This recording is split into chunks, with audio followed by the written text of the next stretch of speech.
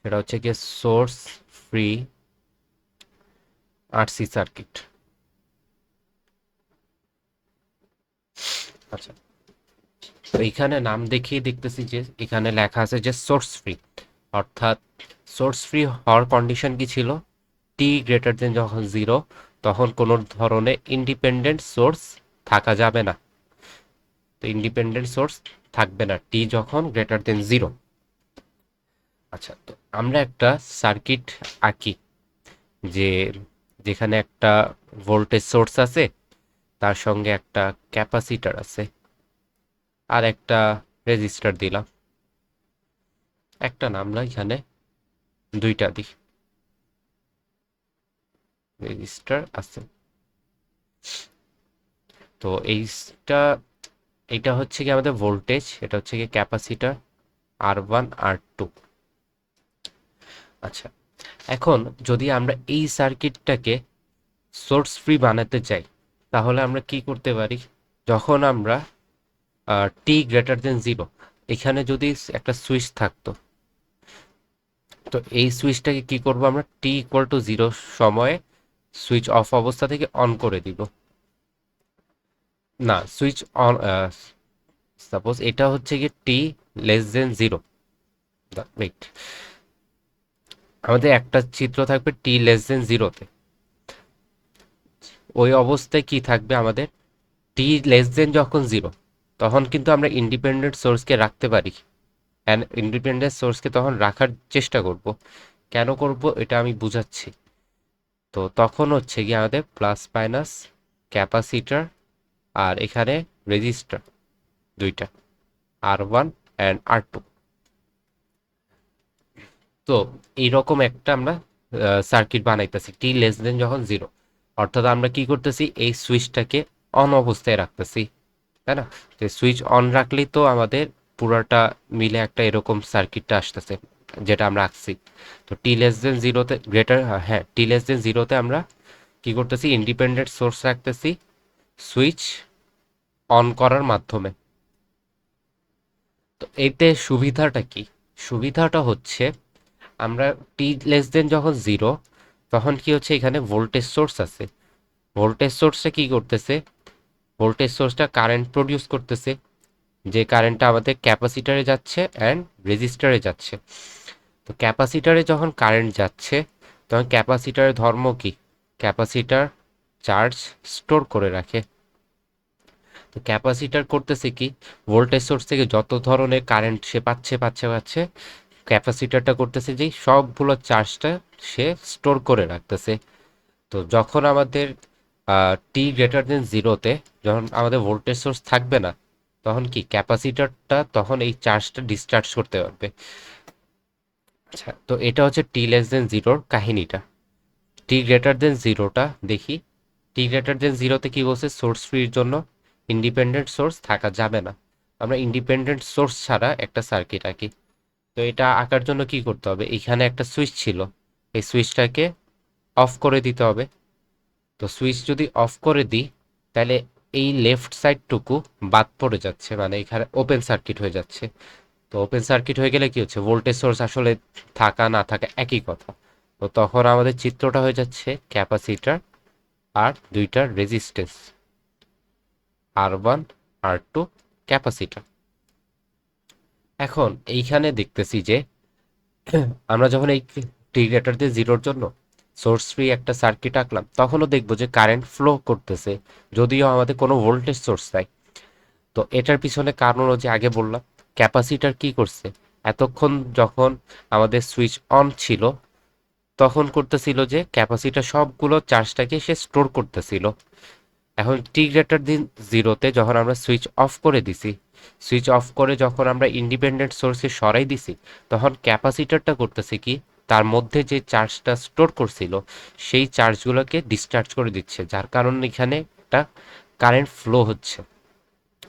তো এটা হচ্ছে কি আমাদের ক্যাপাসিটারের ভূমিকা, ইন্ডাক্টরও সেমভাবে কাজ করে।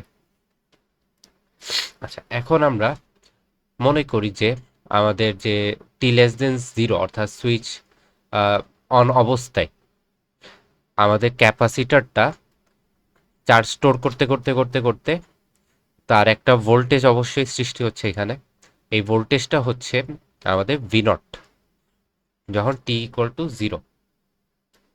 আচ্ছা, এখন টি ইকুয়াল টু জিরো এটা কিভাবে আমরা বলতেছি, কারণ এখানে তো আমরা টি লেস দেন জিরো ছিল।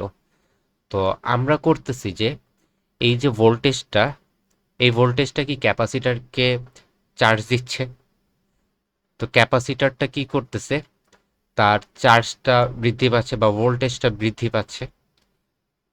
তো আমরা যদি ভি বনাম টি একটা গ্রাফ আঁকি ক্যাপাসিটার জন্য, তখন আমরা দেখব যে ক্যাপাসিটারের শুরুর দিকে কি ছিল, কোনো ভোল্টেজ ছিল না, তাই না? এরপরে সে আস্তে আস্তে আস্তে আস্তে করে চার্জ স্টোর করতেছে অ্যান্ড তার ভোল্টেজটাও আস্তে আস্তে করে বৃদ্ধি পাচ্ছে। বৃদ্ধি পেতে পেতে পেতে এক পর্যায়ে দেখা যায় যে তার আর কোনো বৃদ্ধি পায় না ভোল্টেজটা, কারণ ওর ক্যাপাসিটারে তো একটা চার্জের একটা লিমিট আছে। ক্যাপাসিটার তো আর একদম মানে দুনিয়ার যত চার্জ আছে সব স্টোর করে রাখতে পারবে না, তারও একটা লিমিট আছে। তো ওই যখন ওই লিমিটে পৌঁছে যায়, তখন আমরা তাকে বলি স্টেডি স্টেট। এই স্টেডি স্টেটে আমাদের ক্যাপাসিটরটা আর ভোল্টেজ স্টোর করে রাখতে পারে না। তো আমরা ধরে নিই যে টি লেস দেন জিরো, মানে কি মাইনাস ইনফিনিট থেকে টিটা জিরো পর্যন্ত আমাদের কি চার্জটা স্টোর করতেছিল। তো জিরোর একটু আগে মানে 0. টি ইকুয়াল টু 0. এমনি করে হাজার হাজারটা 0, 1 এই সেকেন্ডে আমরা মনে করি যে স্টেডি স্টেটে পৌঁছে গেছিল। তো এই যে 0. এতগুলো 0 0, এটাকে আমরা লিখতে পারি না এমনি যে টি জিরো মাইনাস এইটা, মানে কি এটা, যে যদি সংখ্যা রেখা দিয়ে দিই, এটা যদি হয় জিরো, তার ঠিক একটু বামে মানে 0. হাজার হাজার 0, 1টা, ওই পয়েন্টটা হচ্ছে টি জিরো মাইনাস ওয়ানটা। আবার যদি আমরা এরকম ভাবে দেখি যে টি জিরো প্লাস কি, তো এই যে মেন যে ছেদ করতেছিল যে দুইটা এক্সিস, তার ঠিক একটু ডান দিকে যে পয়েন্টটা আছে সেটা হচ্ছে টি জিরো প্লাস। তো এই দুইটা জিনিস আমাদের বোঝা লাগবে যে টি জিরো মাইনাস কি, টি জিরো প্লাস কি। 0 সেকেন্ডের একদম অল্প বামে, মানে একদম ক্ষুদ্র ক্ষুদ্র থেকেও ক্ষুদ্র সেকেন্ড যে বামে যে পয়েন্টটা পাচ্ছি সেটা হচ্ছে টি জিরো মাইনাস, যেটা হচ্ছে 0. হাজার হাজার হাজারটা 0, 1 সেকেন্ডের সমান। আবার একটু ডানে যে পয়েন্টটা পাচ্ছি সেটা হচ্ছে টি জিরো প্লাস। আচ্ছা, তো এখন আমরা দেখি যে স্টেডি স্টেটের জিনিসটা। তো আমরা মনে করি যে -5 সেকেন্ড যখন ছিল, তখনই স্টেডি স্টেটে পৌঁছে গেছে। এরপরে এই পয়েন্টটা যেটা, সেটা হচ্ছে 0 সেকেন্ড।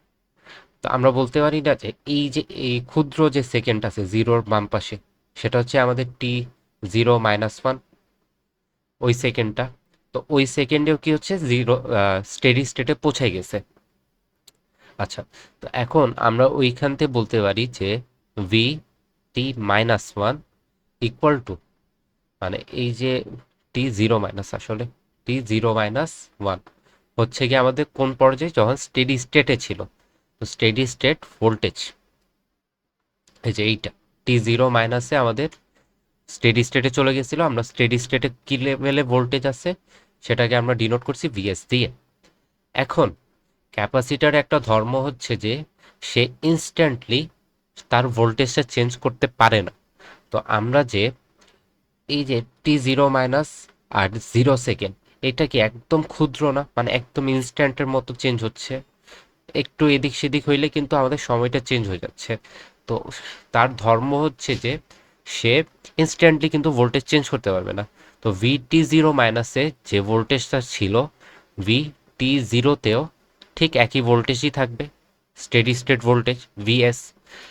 এর জন্য আমরা ভি জিরো মানে 0 সেকেন্ডে যে ভোল্টেজটা আছে সেটাকে আমরা ভি এস দিয়ে, বইয়ে ভি জিরো দিয়ে দেখানো, বাট আসলে ভি স্টেডি স্টেট ভি এসটা দিয়ে আমরা প্রকাশ করতেছি, যেটা কিছুই না বাট আমাদের টি লেস দেন জিরোর যে ফাইনাল পয়েন্টটা ছিল, টি জিরো মাইনাস ওয়ান যে সেকেন্ডটা, বা -0. অনেকগুলো 0, 1 সেকেন্ড যেটা, সেটা হচ্ছে আমাদের ভিএসটা। যেটা আমরা 0 সেকেন্ডেও পাচ্ছি। অর্থাৎ মোদ্দা কথা হচ্ছে, অনেক গিঞ্জি হয়ে গেছে, এটা মুছে দিই।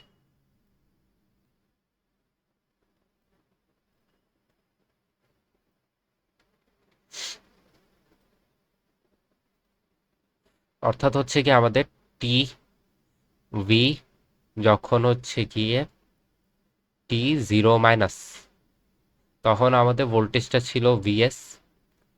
আর এর জন্য যেহেতু ক্যাপাসিটার ইনস্ট্যান্টলি তা ভোল্টেজ চেঞ্জ করতে পারে না, এর জন্য T0-1 যে ভোল্টেজ ছিল 0 সেকেন্ডেও ঠিক সেম ভোল্টেজই আমরা পাচ্ছি, ভিএসটা। তো আমরা এখানে লিখতে পাচ্ছি যে V0 = VS। এটা আমরা কোথায় পাচ্ছি? T<0 এই কন্ডিশন অ্যাপ্লাই করে।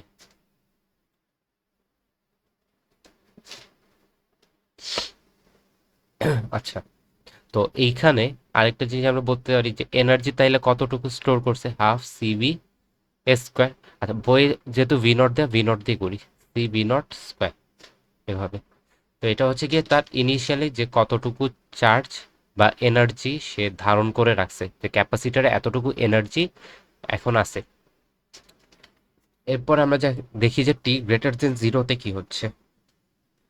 তো T>0-তে আমরা দেখি যে এখান থেকে একটা কারেন্ট বের হচ্ছে, আইসি কারেন্ট, আর এদিকে একটা R1 R2 আছে। তো প্রথমেই আমরা করব যে আমরা যে সি আছে সেটা সি এর মতো রাখলাম, আর R1 R2 এগুলোর একটা ইকুইভ্যালেন্ট বা থেভনিন রেজিস্ট্যান্সটা বের করে নিতে হবে। এটা হচ্ছে আমাদের প্রথম কাজ যখন T>0 নিয়ে কাজ করব। তো এখানে আমরা করতেছি কি, R1 R2 সিরিজে ছিল, তো এগুলোকে আমরা প্রথমেই আর ইকুইভ্যালেন্ট বানাই দিয়েছি। কিভাবে? R=R1 + R2 সিরিজে আছে, এর জন্য যোগ করে দিচ্ছি। আচ্ছা, আর ইকুইভ্যালেন্ট না লিখে আমরা ডিরেক্ট এটাকে আর লিখি, তাহলে লিখতে আমার সুবিধা হবে। তো আর ইকুইভ্যালেন্ট ইকুয়াল টু হচ্ছে দুইটার যোগফল ইকুয়াল টু হচ্ছে আর। আচ্ছা, এখন দেখি এই ক্যাপাসিটার সে এতক্ষণ ধরে চার্জটা স্টোর করে একটা স্টেডি স্টেটে গেছিল, এই যে এরকম গ্রাফের মতো। এখন সে কি করবে? সে চার্জটা ডিসচার্জ করা শুরু করবে, অর্থাৎ সে ছিল এই জায়গায় ভি নট বা ভিএস যে স্টেডি স্টেট ভোল্টেজটা সে পাইছিল, এখন সে এখান থেকে আস্তে আস্তে আস্তে করে ডিসচার্জ করতে করতে করতে করতে এক পর্যায়ে গিয়ে একদম মিশে যাবে জিরোতে, যে তার মধ্যে আর কোনো ভোল্টেজই নেই বা কোনো চার্জই নেই। এজন্য সে আর কোনো কি করবে না, কারেন্ট ফ্লো করতে পারবে না। তো ক্যাপাসিটার যে আজীবন চার্জ ফ্লো করেই যাবে এরকম বিষয়টা না, এক পর্যায়ে গিয়ে সে আর করতে পারবে না, কারণ হচ্ছে কি তার মধ্যে ভোল্টেজ থাকবে না, চার্জ থাকবে না, এর জন্য। আচ্ছা,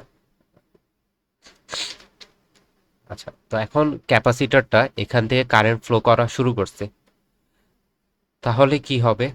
আমরা এভাবে কি লিখতে পারি যে এই ক্যাপাসিটরের মধ্য দিয়ে আমাদের আইসি কারেন্ট গেছে, আর এই ক্যাপাসিটার মধ্য, এই রেজিস্ট্যান্সের মধ্য দিয়ে আইআর গেছে। তো আইসি ইকুয়াল টু কি, আইআর। ক্যাপাসিটার থেকে যে পরিমাণ কারেন্ট বের হইছে, রেজিস্টারেও ঠিক সেই পরিমাণ কারেন্টই ঢুকছে, আইসি ইকুয়াল টু আইআর। আচ্ছা, এখন ক্যাপাসিটার একটা সূত্র আছে ক্যাপাসিটেন্স কারেন্টের, যে IC equal to C dv by dt. ডিভিটা কি, এই যে এই ক্যাপাসিটারের অ্যাক্রসের যে ভোল্টেজটা, সেটা হচ্ছে কি আমাদের ডিভি, মানে এই যে উপর আর নিচ, এটা হচ্ছে কি ভি, অ্যান্ড ভি এর পার্থক্যকে আমরা বলতেছি ডিভিটি বা ডিফারেন্সিয়েট যেটা করতেছি। মানে ক্যাপাসিটারের দুই মাথায় চার্জ স্টোর করছে ভি পরিমাণ, এটা ডিফারেন্সিয়েট ফর্ম, ইকুয়াল টু হচ্ছে আইআর। তো আইআর এর সূত্র আমরা জানি যে এই দুই মাথায় যদি ভি হয়, এই দুই মাথায়ও কি হবে, ভি হবে। তো ভি বাই হচ্ছে গিয়ে কি আর। আচ্ছা, এখানে একটা ভুল হয়েছে, ভুলটা হচ্ছে যে আহ,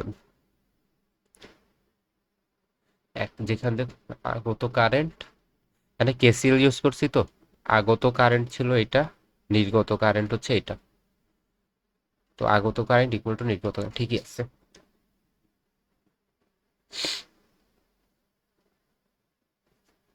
আর এখান থেকে হচ্ছে গিয়ে সি ডিভি বাই ডিটি, আর এখান থেকে হচ্ছে আয়া। তো এটা হচ্ছে প্লাস প্লাস, আর এটা হচ্ছে মাইনাস মাইনাস। আচ্ছা, এইখানে একটা জিনিস, মানে জিনিসটা হচ্ছে কি, এখানে একটা মাইনাস হবে, কেন হবে এটা আমি দেখাই। এই চিত্র দিয়ে এটা একটু বোঝানো টাফ।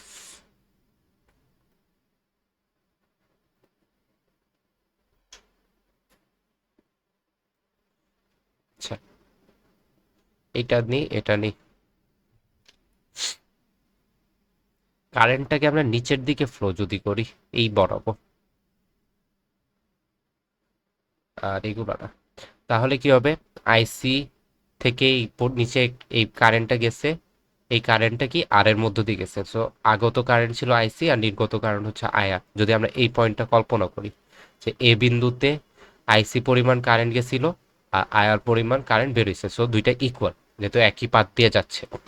তো আইসি ইকুয়াল টু আমরা লিখলাম সিডিভি বাই ডিটি, সমস্যা নাই। আয়ারে দেখি কি হচ্ছে, আয়ার কারেন্টটা কোথায় দিয়ে যাচ্ছিল, আমাদের গ্রাউন্ড থেকে অর্থাৎ 0 ভোল্ট থেকে আমাদের ভিতে যাচ্ছিল, ভি ভোল্টেজে। ভি কেন, কারণ আমার ক্যাপাসিটার দুই মাথায় ভোল্টেজ ছিল ভি।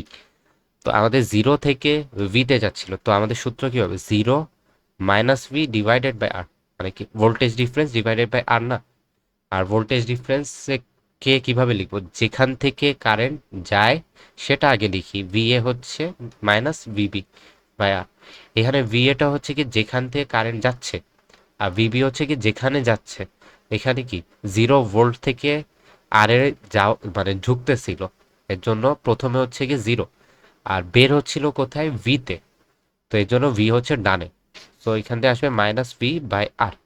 সুতরাং আমাদের চলে আসবে কি, C dv by dt plus হচ্ছে গিয়ে V by R equal to 0।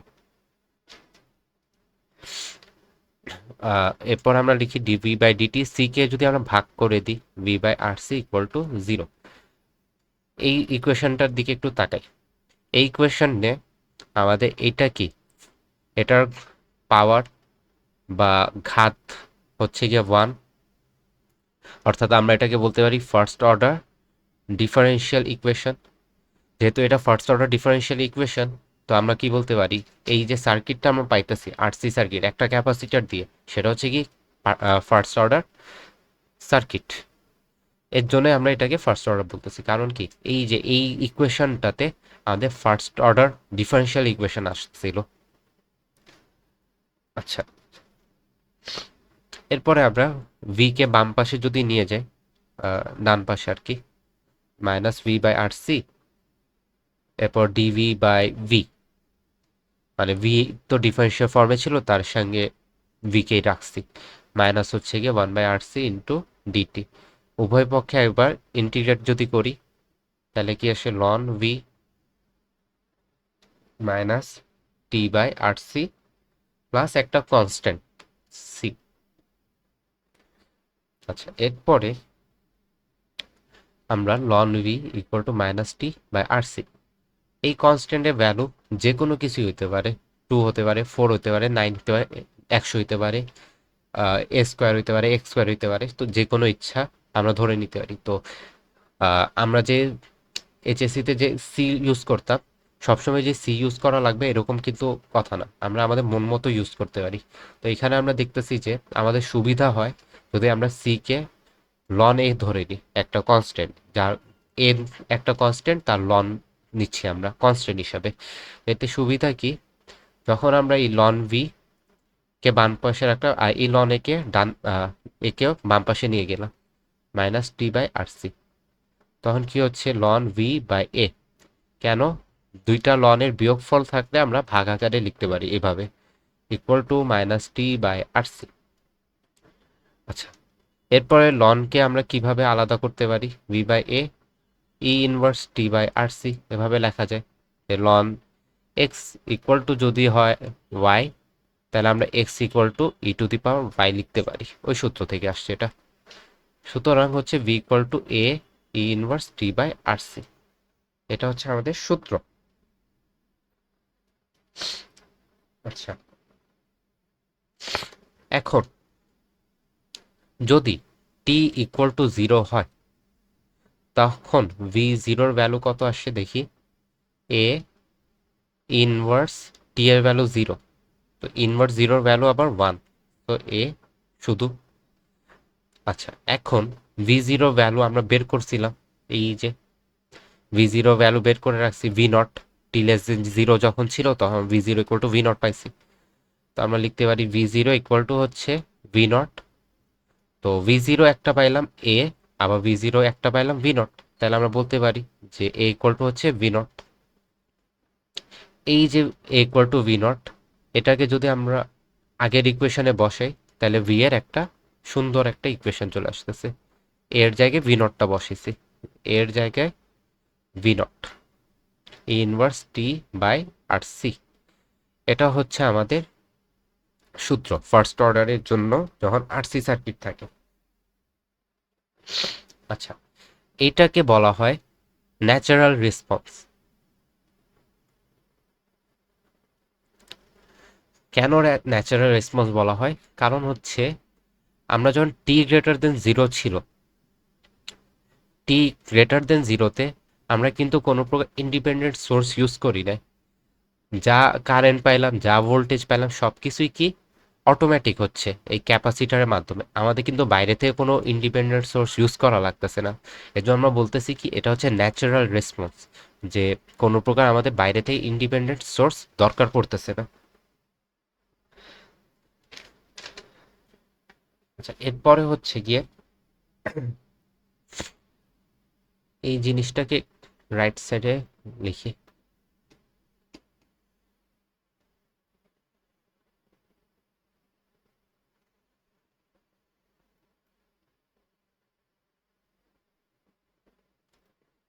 আচ্ছা, তো আমরা ভি এর সূত্র কি পাইলাম? V naught e inverse T by R C.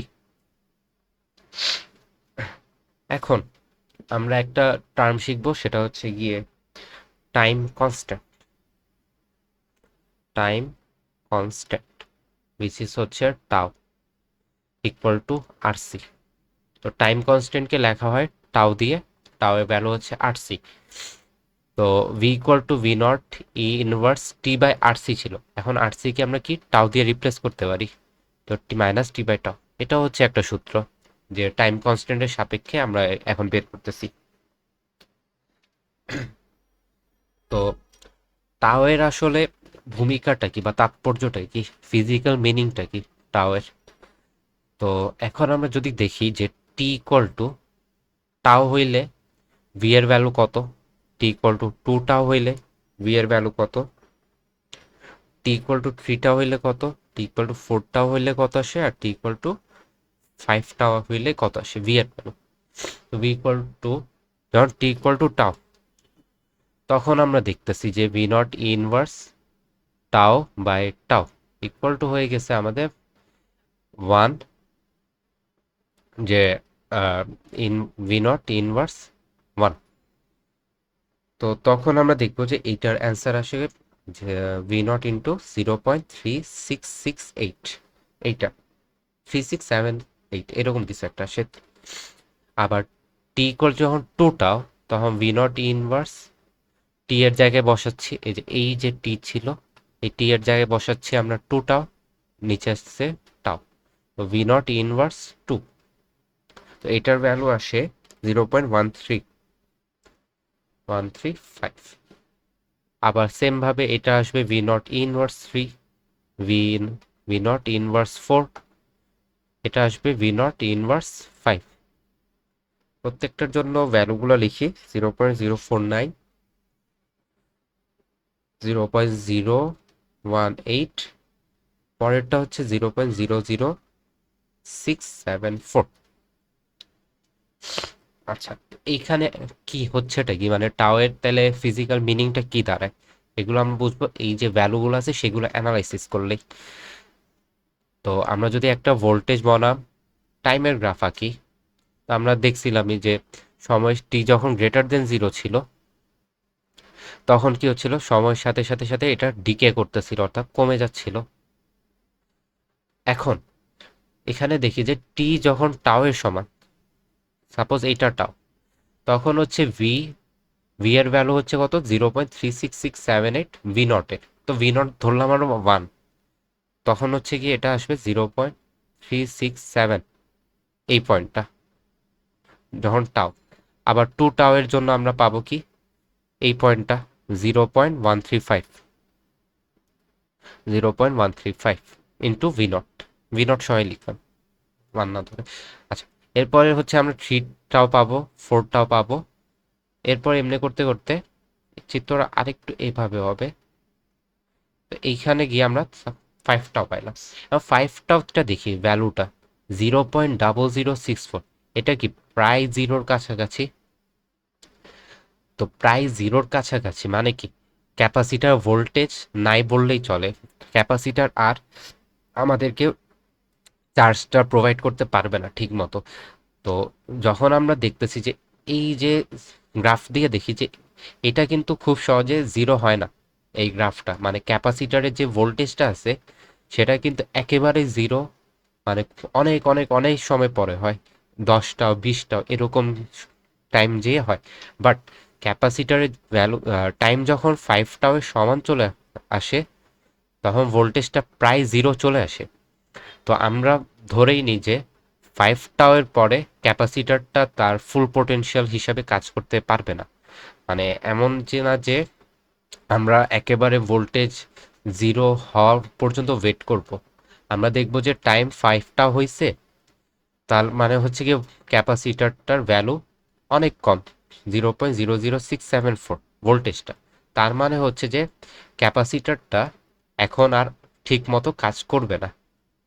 ক্যাপাসিটারটা কাজ করবে ঠিক আছে, বাট সে ঠিক মতো কিন্তু কাজ করবে না।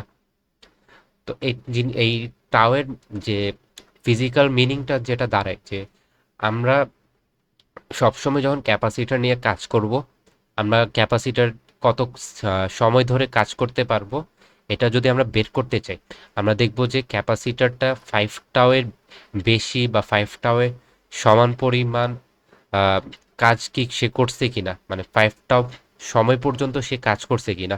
যদি সে 5টাও সময় পর্যন্ত বা 5টাও সেকেন্ড পর্যন্ত কাজ করে থাকে তাহলে আমরা ওই ক্যাপাসিটারকে আর ইউজ করব না, কারণ 5টাও-এর পরে ক্যাপাসিটারটা ঠিক মতো আর কাজ করতে পারবে না। কেন কাজ করতে পারে না? কারণ আমরা দেখছি যে ক্যাপাসিটার ভোল্টেজ আগে ছিল কোথায় 0.3678, যখন একদম ব্র্যান্ড নিউ ছিল।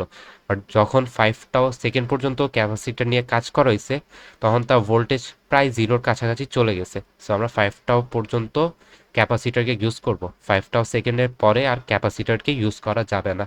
এটাই হচ্ছে আমাদের টাওয়ের ফিজিক্যাল রিপ্রেজেন্টেশনটা। আরেকটা আরেকটা যে জিনিস হচ্ছে যে আহ, আমরা যে ভোল্টেজ বের করছি, আগের যে চিত্র ছিল, আগের যে চিত্র ছিল একটা ক্যাপাসিটার ছিল আর একটা রেজিস্ট্যান্স ছিল ইকুইভ্যালেন্ট।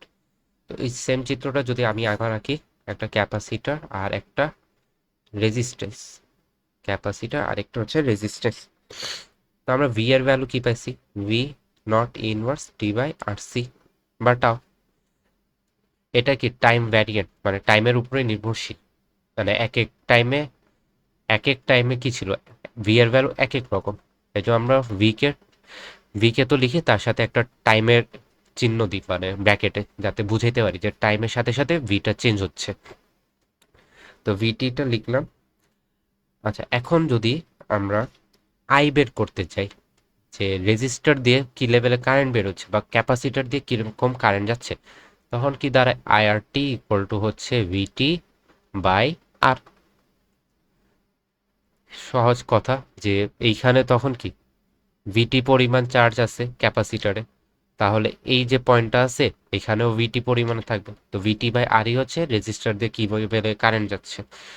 তো 1/r ভিটি এর ভ্যালু বসে V naught inverse T by R C. তো আমাদের দ্বারাই কি সূত্র, V naught R inverse T by R C বা টাও। এটা রেজিস্ট্যান্সের মধ্যে দিয়ে কিভাবে কারেন্ট যাচ্ছে এটা। আচ্ছা, পাওয়ার কি লেভেলে যাচ্ছে এটা আমরা দেখি। তো পাওয়ারের সূত্র কি ছিল, ডাব্লু বাই টি, একক সেকেন্ডে যে পরিমাণ ওয়ার্কটা সে ডান করে সেটা। আহ, আচ্ছা, এটা দিয়ে আমরা আসলে কৃতকাজটা বের করব। ওয়েট, আগে পাওয়ারটা আমরা বের করি, পাওয়ার তো এমনি বের হয় না। পাওয়ারের সূত্র হচ্ছে গিয়ে কি ভিআই, ভোল্টেজ আর কারেন্টের গুণফল, সেটাই কি হচ্ছে আমাদের পাওয়ার। তো এখানে ভিটি আর আইআরটি, এই দুইটার যদি গুণফল করি তাহলে আমরা কি পাবো, রেজিস্টারের মধ্যে কি পরিমাণ পাওয়ার আছে সেটা আমরা বের করে নিতে পারি। তো ভিটি ইন্টু আইআরটি, তো ভিটির ভ্যালু কি V naught e inverse T by R C, IR এর ভ্যালু কি V naught by R inverse T by R C, দুইটা গুণ করলে V naught square R e inverse two T by R C, এটা আমরা পাচ্ছি পাওয়ারের ভ্যালু। এখন একটা টার্ম আছে যে পাওয়ার ডিসিপেট। পাওয়ার ডিসিপেট মানে হচ্ছে যে পাওয়ার ডিসিপেটেড, তো পাওয়ার ডিসিপেটেড একটা, আরেকটা মেবি কনজিউম, এই দুইটা হয়, আমি শিওর না আরেকটা। তো পাওয়ার ডিসিপেটেড কি, পাওয়ার ডিসিপেট মানে পাওয়ারটা সাপ্লাই করতেছে। তো এখন আমরা মানে বুঝতেছি যে ক্যাপাসিটারটা কি করতেছিল, কারেন্ট সাপ্লাই করতেছিল, মানে ক্যাপাসিটারটাই আসলে পাওয়ারও সাপ্লাই করতেছে। আর রেজিস্টারটা কি, এই যে ক্যাপাসিটার যে কারেন্ট দিচ্ছিল বা চার্জ দিচ্ছিল, রেজিস্টারও সেই পরিমাণই কনজিউম করতেছিল। তো আমরা লিখতে পারি যে রেজিস্টার পাওয়ার যে পরিমাণ কনজিউম করতেছে ওইটার সূত্র, অথবা ক্যাপাসিটার যে পরিমাণ পাওয়ার ডিসিপেট করছে বা সাপ্লাই করছে, ক্যাপাসিটার পাওয়ার সাপ্লাই, বা দুইটাই একই সূত্র, যে ক্যাপাসিটার যে পরিমাণ পাওয়ার সাপ্লাই করছে রেজিস্টারও ঠিক সেই পরিমাণ পাওয়ারই কনজিউম করছে, কিংবা ক্যাপাসিটার যে পরিমাণ পাওয়ার ডিসিপেট করছে রেজিস্টারও ঠিক সে পরিমাণ পাওয়ারই কনজিউম করছে। তো দুইটার সূত্র কিন্তু মেনলি একই, পি ইকুয়াল টু ভিআই দিয়ে এইটা। আচ্ছা, এরপর আমরা দেখবো যে ওয়ার্ক ডান কত, এনার্জি। তো এনার্জি যে সূত্রটা লিখছিলাম যে P equal to W by T, W equal to কি পিটি, এটা আমরা ফিজিক্সে পড়ছিলাম এইচএসসিতে। এখন যদি আমরা ডিফারেন্সিয়াল ফর্মে লিখি তাহলে টিকে পিডিটি আকারে লিখবো, তখন আমরা ইন্টিগ্রাল বা ডিফারেন্সিয়াল ফর্মটা পেয়ে গেছি। তো এটা আমরা ইউজ করব, W equal to sum of P dt. তো পাওয়ারের যে সূত্রটা বের করছিলাম ওটা লিখি, V naught square by R e inverse two T by R C into হচ্ছে ডিটি। এটাকে আর সি কে করবে কি আসে, V naught square by R, এটা তো হচ্ছে কনস্ট্যান্ট, এটা বাইরে লিখলাম, e inverse two T by R C কে আমরা টাও লিখি। আচ্ছা, এরপরে V naught square by R inverse two T by tau divided by কি হবে মাইনাস টু টি বাই টাও। লিমিটটা আমরা বসাচ্ছি সাপোজ 0 থেকে টি সেকেন্ড, যেহেতু আমাদের লিমিটটা এখনো ফিক্স করে দেয় নাই। ভি নট স্কোয়ার আর টাও তো একটা কনস্ট্যান্ট, এর জন্য টাওকে আমরা বের করে নিতে পারি। তো টাওকে আমরা আলাদা করলাম, আর এদিকে আমরা লিখলাম যে মাইনাস টু, যেটা এটাও একটা কনস্ট্যান্ট, সো মাইনাস টুকে আলাদা রাখলাম। তখন দাঁড়ায় কি ইনভার্স টু টি বাই টাও, নিচে হচ্ছে শুধুমাত্র টি, আর এখানে হচ্ছে 0 থেকে টি।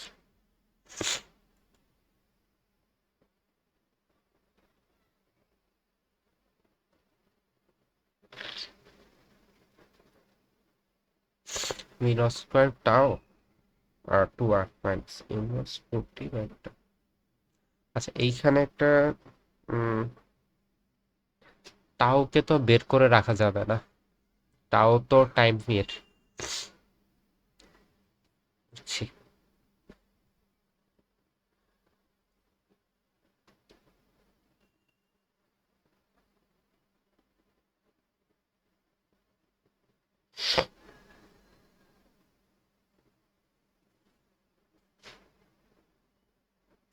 আচ্ছা, বুঝতে পারছি। ভি নট স্কোয়ার টাওকে লেখা যায় আর সি, তো এইখানে হচ্ছে আর আর মাইনাস টু, এটা গেল একটা জিনিস। তখন আসবে V naught square C minus half V naught square C, বা সি ভি নট স্কোয়ার। আর এদিকে যদি আমরা বসাই ভ্যালুগুলো, যে inverse two T by tau divided by T minus inverse 0 by 0, তাইলে তো ইনভার্স যে 2t/τ ডিভাইডেড বাই টি থাকলো। ও আচ্ছা, এখানে তো 2t হবে না, এর জন্য মিলতেছে না।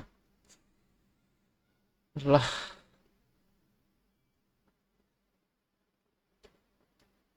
এবার মিলছে। তো এখানে মাইনাসটাকে গুণ করে দিই, সি ভি নট স্কোয়ার, কি করতেছি বুঝাচ্ছি, 2t/τ। আচ্ছা, ভুলটা করছিলাম যে ভ্যারিয়েবল তো ছিল টি, আমি নিচেও টি লিখে দিছিলাম, এটা হচ্ছে ভুল। আচ্ছা, এটা আরেকবার দেখাই। তো এনার্জি হচ্ছে গিয়ে পিডিটির সমান ইন্টিগ্রাল, পি এর ভ্যালু আমরা বের করছিলাম V naught square R e inverse 2t/RC। তো সেটাকে আমরা লিখে দিচ্ছি। এরপরে আমরা V naught square by 2, V naught square by R, এটা তো কনস্ট্যান্ট, এর জন্য বাইরে রাখছি। আর ই ইনভার্স 2t/RC কে যেমনি ছিল অমনি রাখছি। এরপর আমরা এটাকে ইন্টিগ্রেট করব। তো ইন্টিগ্রেট করলে কি হয়, e inverse a x dx, এটাকে ইন্টিগ্রেট করলে কি আসতো আমাদের, e inverse a x divided by minus a, এটাই তো আসতো। অর্থাৎ কনস্ট্যান্টকে আমরা নিচে লিখে দিব। তো এখানে কনস্ট্যান্ট কিছু -2/τ, এই জন্য -2/τকে নিচে রাখছি। আর উপরে কি ছিল, ইনভার্স এক্স, মানে যা ছিল তাই, এই জন্য ইনভার্স 2t/τ এটাকে রেখে দিচ্ছি। এরপরে -2/τ, টাও তো একটা কনস্ট্যান্ট, এর জন্য কনস্ট্যান্ট দেখে আমরা এটাকে বের করে রাখতেছি। এখন টাও কেন কনস্ট্যান্ট, এটা আমরা আগে অ্যান্সার করে আসছি কিন্তু, যে টাও ইকুয়াল টু কি ছিল, টাও ইকুয়াল টু ছিল RC, তাই না? তো আর সি এইটার ভ্যালু তো চেঞ্জ হচ্ছে না, চেঞ্জ হচ্ছে আমাদের টাইমের ভ্যালু। তো টাইমের ভ্যালুর উপরে তো আর টাও ডিপেন্ড করতেছে না আমাদের, টাও ডিপেন্ড করতেছে RC ভ্যালুর উপরে। এর জন্য RC যেহেতু কনস্ট্যান্ট, টাও আমাদের অবশ্যই কনস্ট্যান্ট। এর জন্য আমরা RC বা টাওকে এই যে বাম পাশে নিয়ে রাখলাম, আর -2 যেটা ছিল কনস্ট্যান্ট সেটাকে বাম পাশে রাখলাম। এরপরে আমরা লিমিট চালাইছি যে 0 থেকে টি। এখন যদি কোয়েশ্চেনে অন্য কিছু বলতো তখন আমরা অন্য লিমিট চালাতাম, বাট জেনারেল একটা ফর্ম আনার জন্য 0 থেকে টি চালাইছি। এরপরে আমরা এই লিমিটগুলো বসাইলাম, বসানোর পরে আমরা দেখতেছি যে এরকম একটা ইকুয়েশন চলে আসছে। পরে এখানে মাইনাস ছিল, এই মাইনাস দিয়ে আমরা গুণ করে দিছি, তো এটা প্লাস হয়ে গেছে আর এরকম একটা ইকুয়েশন আসছে। তো এটা হচ্ছে আমাদের এনার্জির ইকুয়েশনটা।